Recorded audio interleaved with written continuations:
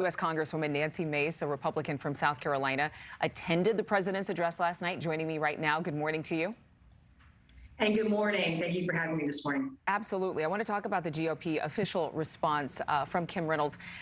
This conversation about inflation and about what America needs right now, what do you think that President Biden got right in terms of his speech?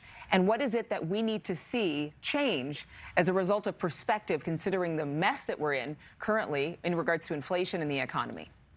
Yeah, no, for sure. I think, first of all, having both chambers of Congress, the Senate and the House in the same room, both parties, both chambers, with the speech with the President of the United States is a great step in the right direction. They lifted some of the COVID rules, so we didn't have to wear masks since you had higher turnout, especially from the Republican side.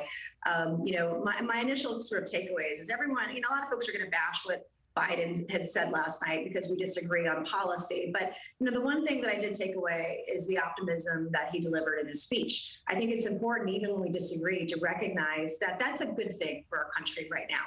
And I heard some bipartisan talk last night, but I wish I had heard more because of the inflation crisis that we're having right now, the kind of spending, the kind of taxes we've seen, they're going to go up as a result of things like the infrastructure bill.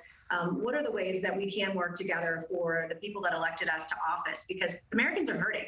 I know that in my district in South Carolina, the cost of shelter to buy a home or to rent is up 25% over a year ago. The cost of gasoline is up 50%. The crisis in Ukraine is going to make all these the challenges we have with inflation far, far worse. And Biden's polling numbers are very low at 37% right now. But where we can agree, we need to give the American people hope. We need to share with them that we are going to work together. And I just wish I'd heard a little more of that consensus building.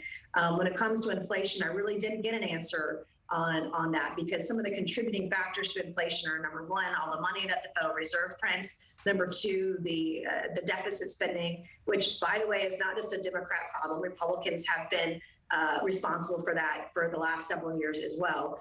But also the tax increases that are going to happen and the pressures that he wants the government to put on businesses with price controls. That will stifle innovation and R&D and research and actually make some of the problems we have worse.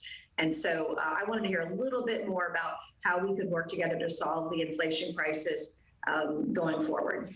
Reynolds' speech, her official response for the GOP, has been hailed as a cry not just for conservatives, but for the working class, and that is being family first. Is she one of the voices that really is significant right now for the Republican Party, but for all working class Americans?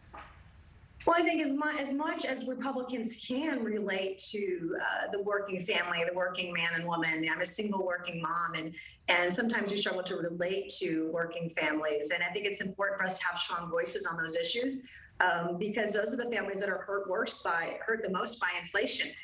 Those on a fixed income, they're seeing $250 a month go right out their paycheck because of the cost of inflation. Wages are not keeping up with inflation today. We have inflation numbers are the highest they've been in 40 years.